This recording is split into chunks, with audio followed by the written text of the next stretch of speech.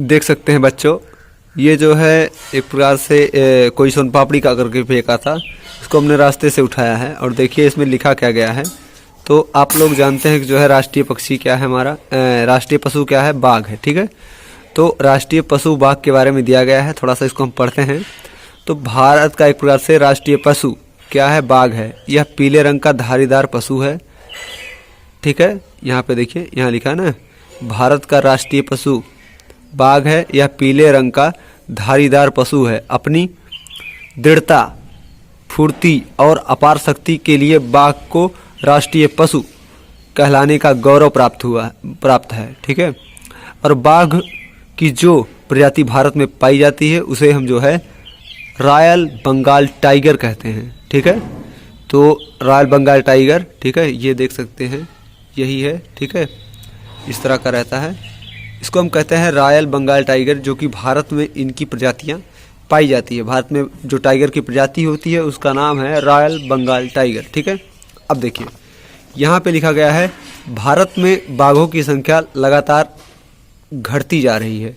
इसे रोकने के लिए अप्रैल 1973 में बाघ परियोजना शुरू की गई। अगर पूछा जाए बाघ परियोजना कब शुरू की गई तो आप बताएंगे अप्रैल 1973 में या 1973, याद रखिए। ठीक है, तो बाघ परियोजना के अंतर्गत देश में अब तक 50 बाघ अभयारण्य, टाइगर रिजर्व, ऐसे वन क्षेत्र जहां पशु पक्षियों का शिकार करना मना होता है, स्थापित किए गए हैं। तो ये हमारे एक प्रकार से बंगाल टाइगर। अगला देखिए, ये राष्ट्रीय पक्षी क्या है, ये हमारा मोर। ठीक है, तो राष्ट्रीय पक्षी मोर होता है। राष्ट्रीय पक्षी, भारत का राष्ट्रीय पक्षी क्या है, मोर है। यह रंग बिरंगे पक्षी की गर्दन लंबी होती है, सिर पर पंख के ऊपर की कलगी होती है। मादा की अपेक्षा नर मोर अधिक सुंदर होते हैं। उनकी गर्दन चमकीली नीली होती है और पूंछ लंबी और चमकीले हरे पंखों की बनी होती है। नर मोर अपने पंख को फैलाकर आकर्षक नृत्य करता है। मादा मोर का रंग भूरा होता है।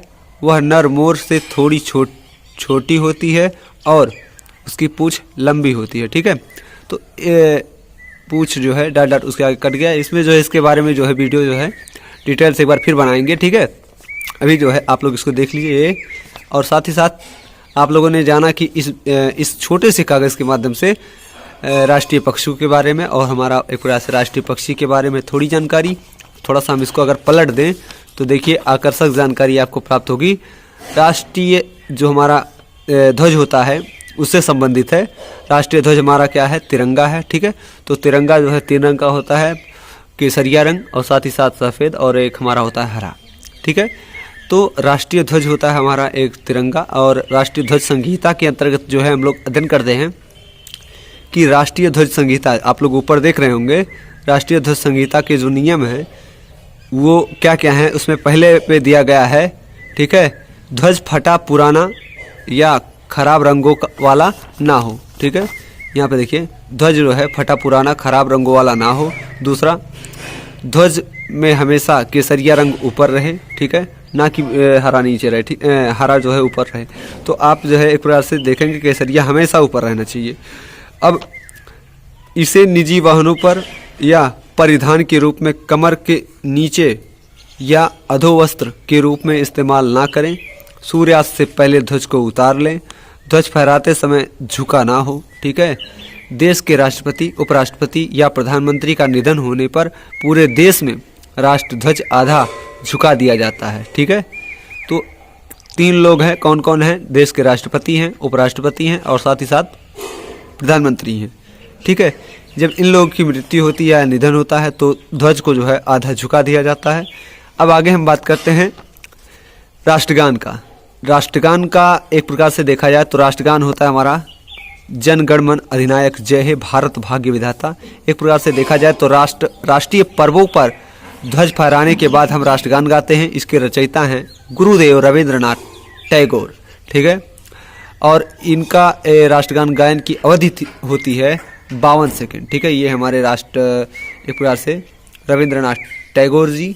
ठीक है, इस एक प्रकार से पन्ने के माध्यम से आप लोगों ने इतनी जानकारी प्राप्त की।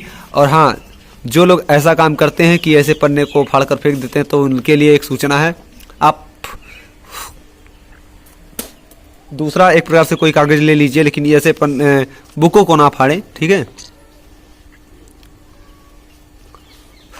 बाकी आप कॉपी जो है आप ले लीजिए, उसको फाड़ लीजिए चलेगा, लेकिन जो है पुस्तक को ना फाड़े, किसी को पढ़ने के लिए योग्य हो जाएगा ये, ठीक है। आजकल जान रहे हैं शिक्षा कितना महंग हो गया है। तो आज इस वीडियो के माध्यम से आप लोगों ने इतना कुछ जाना, राष्ट्रीय ध्वज संहिता, राष्ट्रगान और साथ ही साथ राष्ट्रीय पशु और राष्ट्रीय पक्षी, ठीक है। बच्चों, मिलेंगे नेक्स्ट वीडियो में, तब तक के लिए बाय बाय, जय हिंद।